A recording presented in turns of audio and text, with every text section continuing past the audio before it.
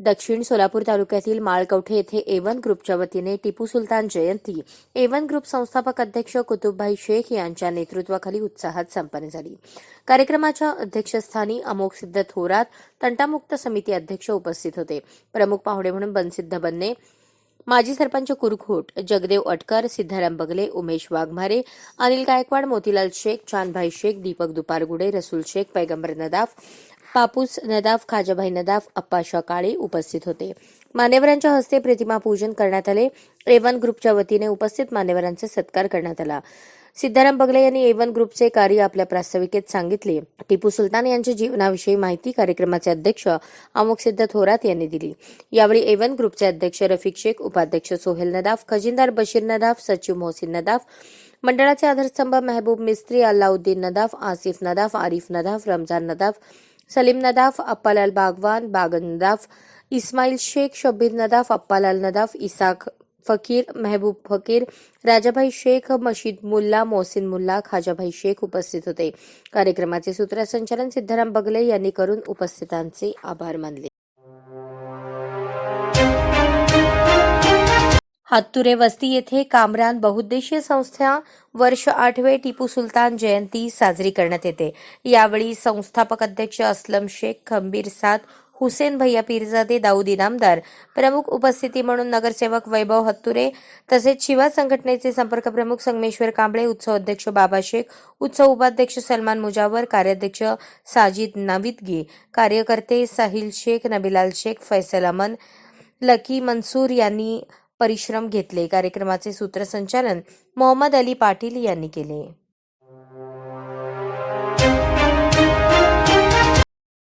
राज्यात आज 14वी विधानसभा विसर्जित झाली। मुख्यमंत्री एकनाथ शिंदे, दोन्ही उपमुख्यमंत्री यांनी राज्यपालांकडे आपला राजीनामा सुपूर्द केला, तर काळजीवाहू मुख्यमंत्री म्हणून शिंदे कारभार पाहणार आहेत। राज्यात आज 14व्या विधानसभेचा कार्यकाळ संपला, त्यामुळे आता महाराष्ट्रात नवीन सरकार स्थापन करावे लागणार आहे। आज सरकारचा कार्यकाळ संपलेला आहे। दरम्यान मुख्यमंत्री शिंदे आणि उपमुख्यमंत्री अजित पवार आणि देवेंद्र फडणवीस यांनी आपल्या पदांचा राजीनामा दिला। शिंदे यांनी आज सकाळी राजभवनावर राज्यपाल C राधाकृष्णन यांच्याकडे राजीनामा सुपूर्द केला।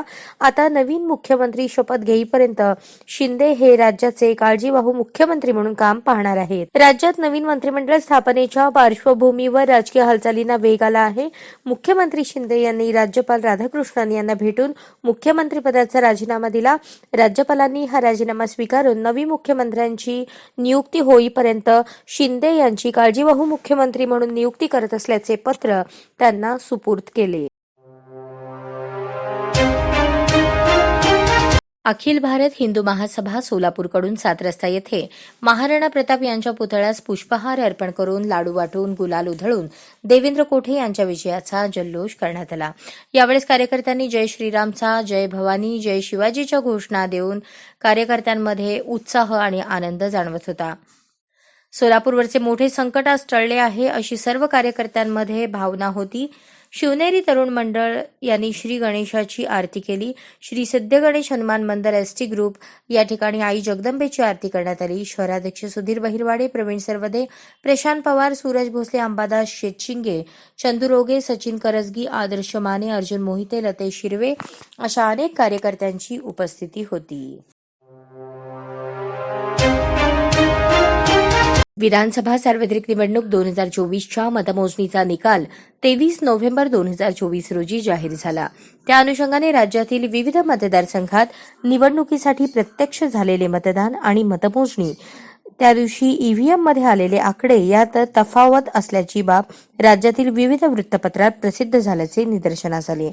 यामध्ये सोलापूर जिल्ह्यातील 244 करमाळा, 245 माढा, 249 सोलापूर शहर मध्य, 251 सोलापूर दक्षिण या मतदारसंघामध्ये मतदान आणि मतमोजणीमधील आकडेवारीत तफावत दिसून आली। याचे स्पष्टीकरण याप्रमाणे: 244 करमाळा या विधानसभा मतदारसंघामध्ये मतदाना दिवशी 2,29,375 मतदानाची आकडेवारी नोंदवली गेली, तथापि मतमोजणी दिवशी 2,29,377 मतदानाची आकडेवारी दिसून आली। या 2 मतांची वाढ केंद्राध्यक्ष केंद्र क्रमांक 115 यांनी नमुना 17C मध्ये मतांचा हिशोब लिहिताना चुकीची नोंद घेतल्याने झाली। सदरची मानवीय चुकीमुळे मतमोजणीच्या दिवशीच्या अहवालामध्ये तफावत दिसून आली। 245 माढा या विधानसभा मतदारसंघात मतदाना दिवशी 2,67,691 मतदानाची आकडेवारी नोंदवली गेली. तथापि मतमोजणी दिवशी 2,67,021 अशी मतदानाची आकडेवारी दिसून आली. यात 670 मतांची घट आढळून आली.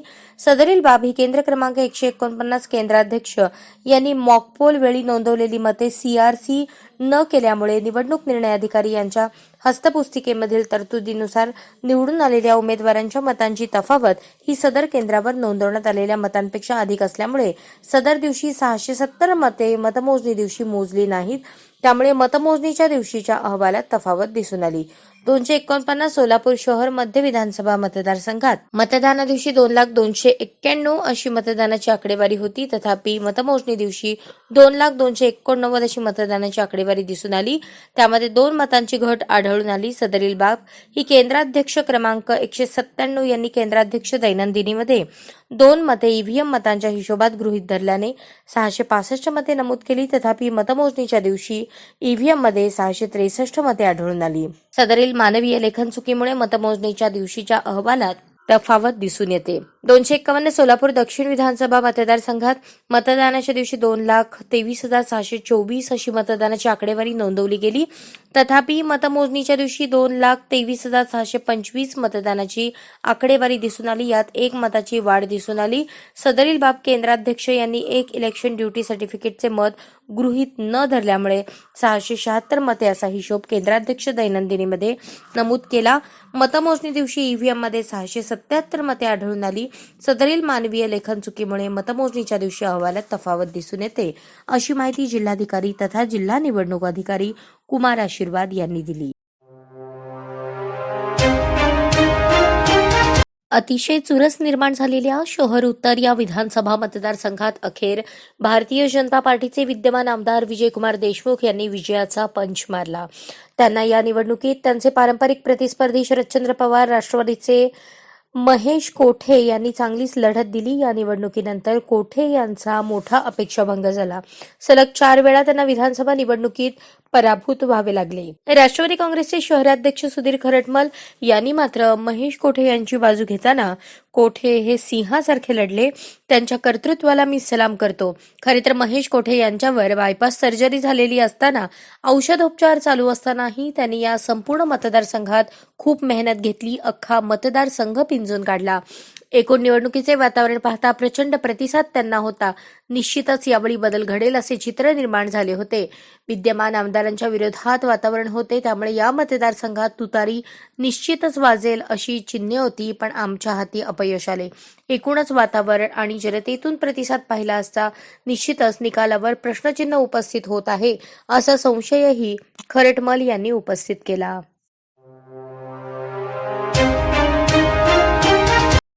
सोलापूर महानगरपालिकेच्या वतीने महाराष्ट्राचे नेते व भारताचे माजी उपपंतप्रधान कैलासवासी यशवंतराव चव्हाण यांच्या पुण्यतिथी दिनानिमित्त 7 रस्ता येथील त्यांच्या पुतळ्यास विभागीय अधिकारी हिदायत मुजावर यांच्या हस्ते पुष्पहार अर्पण करून अभिवादन करण्यात आले. तसेच काउन्सिल हॉल समोरील कैलासवासी यशवंतराव चव्हाण यांच्या पुतळ्यास, त्यानंतर सोलापूर महानगरपालिकेच्या काउन्सिल हॉल येथील आयुक्त यांच्या कार्यालयात कैलासवासी यशवंतराव चव्हाण यांच्या प्रतिमेस विभागीय अधिकारी अविनाश अंत्रोळीकर यांच्या हस्ते पुष्पहार अर्पण करून अभिवादन करण्यात आले. याप्रसंगी कामगार कल्याण अधिकारी रोहित रामटेके, दिनेश शिंदे, आनंदराव जाधव, जनसंपर्क अधिकारी श्री गणेश बिराजदार, सिद्धू तिमिगार, अशोक खडके आदी मान्यवर उपस्थित होते. कोणत्याही चित्रपटाच्या यशामागे अनेक घटक कारणीभूत असतात. जबरदस्त ऍक्शन सीन्स, दमदार डायलॉग आणि इमोशनल ड्रामा याचे पॅकेज असलेल्या रानटी चित्रपटाला प्रेक्षकांचा तुफान प्रतिसाद मिळत आहे. अनोखे टीझर, लक्षवेधी पोस्टर्स, उत्कंठावर्धक ट्रेलर आणि आघाडीच्या कलाकारांच्या फळीमुळे रसिकांची उत्सुकता शिगेला पोहोचली आहे. नायक आणि खलनायकात रंगणारे सूडनाट्य बघायला प्रत्येकालाच आवडते. त्यालाच ऍक्शनचा तडका देऊन त्या पार्श्वभूमीवर रंगणारा एका वेगळ्या जॉनरचा चित्रपट मराठीत आला आहे. त्यामुळे प्रेक्षक आणि समीक्षकांनीही या चित्रपटाचे विशेष कौतुक केले. रानटी चित्रपट म्हणजे मनोरंजनाचा हुकमी एक्का आहे अशी भावना सध्या प्रेक्षक वर्गात आहे. चित्रपटाचा वेग, निर्मिती मूल्य, त्याची मांडणी हे सगळं लार्जर दॅन लाईफ दाखवण्यात हा चित्रपट यशस्वी झाल्याच्या भावना प्रदर्शित केलेल्या टीझर आणि ट्रेलरवरून प्रेक्षक व्यक्त करत आहेत. प्रदर्शनाआधीच रानटीचे सर्व शो हाऊसफुल झाले आहेत. बुक माय शोवर या चित्रपटाची जोरदार तिकीट विक्री सुरू झाली आहे. रानटी चित्रपटातून रुपेरी पडद्यावर अँग्री यंग मॅन म्हणून आलेल्या अभिनेते शरद केळकर यांचा डॅशिंग लुक प्रेक्षकांच्या पसंतीस उतरला आहे. चित्रपटातील गाण्यांनीही वाहवा मिळवली आहे. शरद केळकर यांच्यासोबत संजय नार्वेकर, संतोष जुवेकर, नागेश भोसले, जयवंत वाडकर, संजय खापरे, छाया कदम, अक्षया गुरव, कैलास वाघमारे, माधव देवचक्के, सुशांत शेलार, हितेश भोजराज, सानवी श्रीवास्तव, नयना मुखे या कलाकारांच्या भूमिकाही प्रेक्षकांच्या कौतुकास पात्र ठरल्या आहेत. अक्कलकोट तालुक्यातील हैदरा येथील हजरत ख्वाजा सैफुल मुलक चिश्ती दर्ग्यात उरूस निमित्त दिनांक 27, 28 व 29 नोव्हेंबर रोजी संदल, चिराग, जियारत आदी धार्मिक कार्यक्रमांचे आयोजन करण्यात आले आहे. हजरत ख्वाजा सैफुल मुलक चिश्ती या दर्ग्याचे उरूस सलग 3 दिवस चालणार असून या उरूसमध्ये सर्वधर्मीय बांधव मोठ्या संख्येने उपस्थित राहून दर्शन आणि प्रसादाचा त्यांनी लाभ घ्यावा असे आवाहन trustee chairman MD Rafiq Sirajuddin Mujawar यांनी केले आहे. येत्या 23 डिसेंबरपासून सोलापुरातून मुंबई व गोव्यासाठी फ्लाय 91 या गोवा येथील कंपनीची विमानसेवा सुरू करण्याबाबत 15 नोव्हेंबर रोजी कंपनीने सोशल मीडियावर पोस्ट टाकून अधिकृत घोषणा आणि विमानाचे वेळापत्रक जाहीर केले होते. कंपनीने नुकतेच सोलापूर ते गोवा 1523 रुपये आणि सोलापूर ते मुंबई 1917 रुपये असे दरपत्रक सुद्धा कंपनीच्या वेबसाईटवर प्रसिद्ध केले आहे. गोवा सोलापूर सकाळी 8 वाजता ते 9:10 सोलापूर मुंबई सकाळी 9:40 ते 11:20 मुंबई सोलापूर सकाळी 11:55 ते 1:45 सोलापूर गोवा दुपारी 2:15 ते 3:30 ही विमानसेवा फ्लाय 91 कंपनीच्या ATR 72600 प्रकारातील विमानाद्वारे देण्यात येणार आहे. वायबिलिटी गॅप फिडिंग या योजनेमध्ये सुरुवातीला ही विमानसेवा देण्यात येईल आणि पुढे उडाण योजनेअंतर्गत ती सुरू ठेवली जाईल. सोलापूर विचार मंचातर्फे गेल्या 4.5 वर्षात होडगी रोड विमानतळामधील प्रमुख अडथळा असलेली सिद्धेश्वर सहकारी साखर कारखान्याची अनधिकृत चिमणी पाडण्यासाठी आणि या विमानतळाचे नूतनीकरण करून कार्यान्वित करण्याबाबत सर्व न्यायालयीन व प्रशासकीय पाठपुरावा करण्यात आला आहे. लवकरच सोलापुरातून बेंगलोर, हैदराबाद, नवी दिल्ली, अहमदाबाद, चेन्नई, तिरुपती या ठिकाणी सुद्धा विमानसेवा सुरू करावी असे प्रस्ताव जून 2023 पासून सातत्याने देण्यात येत आहेत.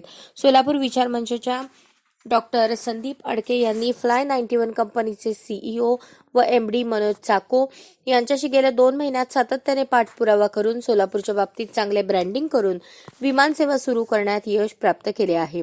फ्लाय 91 कंपनीतर्फे डॉक्टर संदीप अडके यांना आमंत्रित करण्यात आले आहे. याबाबतचा मेल त्यांना प्राप्त झाला आहे. त्यामुळे सोलापूरच्या सर्वांगीण प्रगतीचा मार्ग मोकळा होईल व सोलापुरातील अनेक उद्योगधंद्यांना उभारी मिळून नवीन उद्योग व्यवसाय येथे येतील आणि सोलापूरचे विस्थापित लोक सोलापुरात येतील. तसेच सोलापूरला पर्यटनाला मोठ्या प्रमाणावर चालना मिळून मोठ्या रोजगाराच्या संधी येथे उपलब्ध होणार आहेत आणि त्यामुळे पुन्हा एकदा सोलापूर आंतरराष्ट्रीय पटलावर येईल.